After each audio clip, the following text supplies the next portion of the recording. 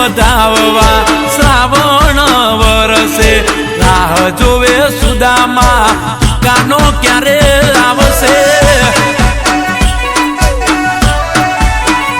હો મન થયું તાવડું વાલા તને મળવા આય મારા નેહડે વાલ તને કરવા એકાના કેટલા કરાવીશ ઉજાગરા હાચા ભગતો નાના હોય પારખા કેટલા કરાવીશ ઉજાગરા હાચા ભગતો નાના હોય પારખા